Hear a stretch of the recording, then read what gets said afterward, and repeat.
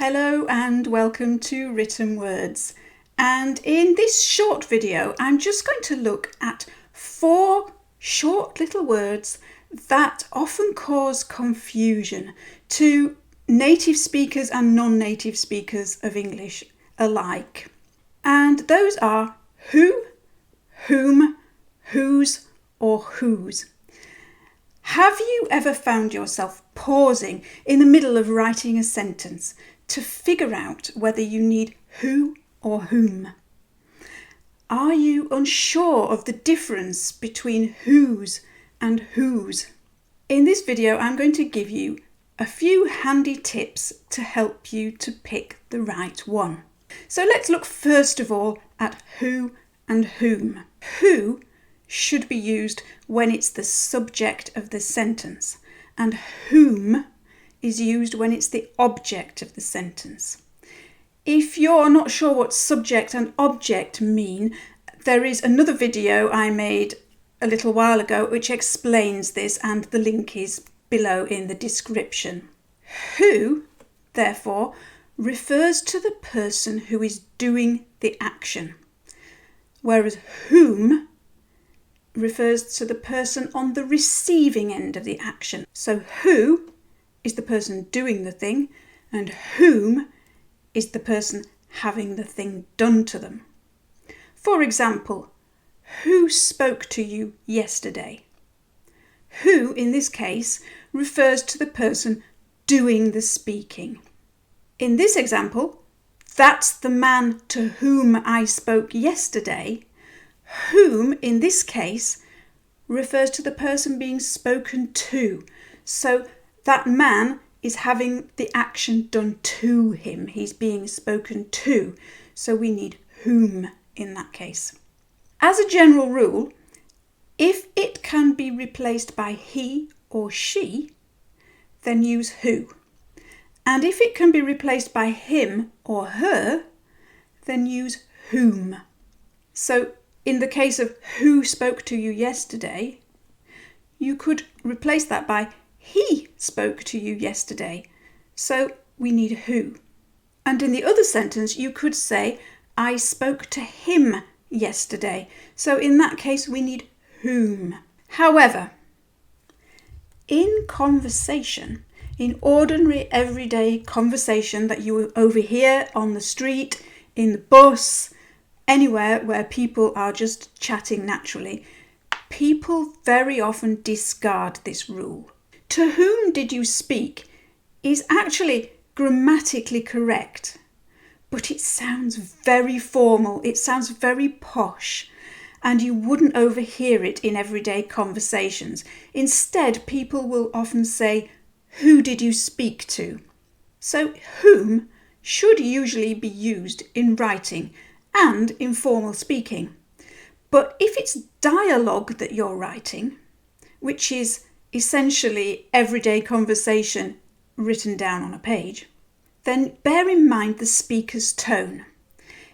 Unless you want the speaker to sound posh or formal, then who might be the best option, even if it's grammatically incorrect, because it would reflect the way people speak. Now let's look at whose and whose. They sound the same, but they're written differently. Whose, spelt W-H-O-S-E, is the one to use when it's a matter of belonging, when something belongs to something or someone else. It can be used as a question word, and when it is used as a question word, it's used for inquiring who is the owner of something. Its grammatical name is an interrogative pronoun. So, for example, whose is this pen? It's Sam's pen. The person asking the question wants to know who does the pen belong to. So it's about belonging. And the answer to the question usually gives you the information about who, whatever it is, belongs to. Whose can also be used to link 2 parts of a sentence together, not necessarily a question, but still indicating belonging, indicating that something belongs to someone. And when it's used in this context, it's called a relative pronoun. So for example, that's the boy whose dog ran away. And in this case, the dog belongs to the boy. So whose is indicating that belonging. The dog belongs to the boy. The other whose, spelt WHO''S,